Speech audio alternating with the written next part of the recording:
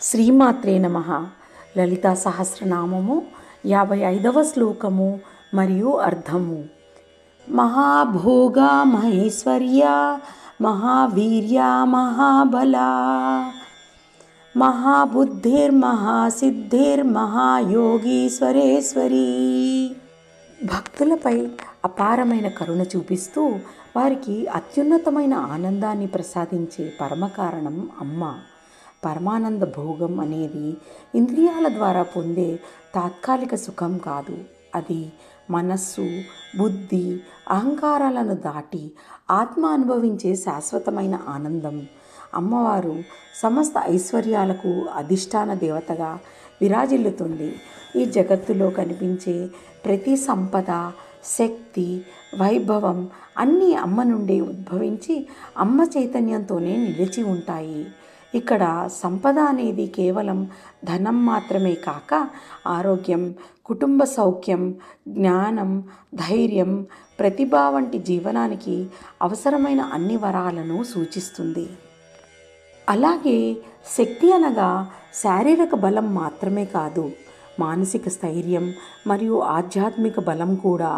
భౌతిక జీవితంలో అవసరమైన ఆరోగ్యం, సుఖశాంతులు, సంతృప్తి వంటి వరాలను కూడా అమ్మ అనుగ్రహిస్తూనే భక్తుడికి ఆధ్యాత్మికంగా ఎదగడానికి దారి చూపిస్తుంది. భౌతిక ఐశ్వర్యాల ద్వారా జీవనాన్ని సుసంపన్నంగా చేసి ఆధ్యాత్మిక ఐశ్వర్యాలైన భక్తి, జ్ఞానం, వైరాగ్యాలను ప్రసాదించి భక్తుడిని ఉన్నత స్థితికి చేర్చేది అమ్మవారే. అందుకే ఆమెను భౌతిక, ఆధ్యాత్మిక ఐశ్వర్యాల మూలస్వరూపిణిగా శాస్త్రాలు వర్ణిస్తున్నాయి. అమ్మవారు అపరిమితమైన పరాక్రమ శక్తి కలిగిన పరమస్వరూపిణి. అమ్మ శక్తి ఏ సరిహద్దులకు లోబడని అనంతమైనది. ఈ సమస్త సృష్టి పుట్టడం, కొనసాగడం, అంతమవడం అన్నీ అమ్మ మహాశక్తి వలనే జరుగుతాయి. బ్రహ్మ, విష్ణు, మహేశ్వరుడు నిర్వహించే సృష్టి, స్థితి, లయ కార్యాలకు అంతర్భూతంగా పనిచేసే మూలశక్తి అమ్మవారే. ఇక్కడ చెప్పబడిన అపారమైనది బలం అనేది శారీరక శక్తి కాదు, అది సమస్త లోకాలను నడిపించే ఆధ్యాత్మిక బలం. భూమి నుంచి ఆకాశం వరకు, సూక్ష్మం నుంచి స్థూలం వరకు జగత్తు మొత్తం అమ్మ శక్తితోనే నిలిచి ఉంది. ప్రతి జీవిలోని ప్రాణశక్తిగా, చైతన్యంగా వ్యాపించి జగత్తును ధరిస్తూ నడిపించే దివ్యశక్తి అమ్మవారిదే. అమ్మవారు సర్వజ్ఞతా స్వరూపిణి. అంటే గతం, వర్తమానం, భవిష్యత్తు అన్నీ ఒకే దృష్టిలో తెలిసిన పరమ జ్ఞానమయి.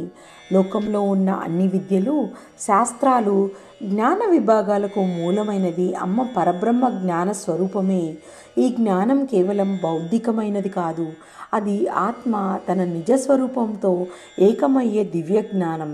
అణిమ, లఘిమ, గరిమ వంటి అష్టసిద్ధులు సహా అన్ని యోగసిద్ధులు అమ్మ కృప వల్లనే ఉద్భవిస్తాయి. యోగులు దీర్ఘసాధన ద్వారా పొందే శక్తులు కూడా అమ్మవారి అనుగ్రహం లేకుండా సాధ్యం కావు.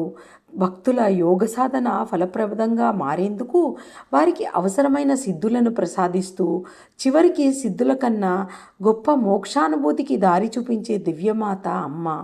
అమ్మవారు కేవలం సాధారణ దేవత మాత్రమే కాక మహాయోగేశ్వరులకు అధిపతిగా నిలిచే పరమశక్తి.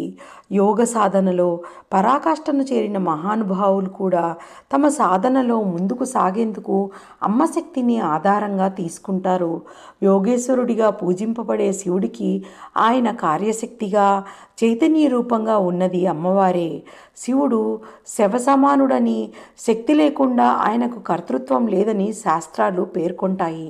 అందువల్ల సృష్టి, స్థితి, లయ అన్నీ శివశక్తి ఐక్యంతోనే జరుగుతాయి.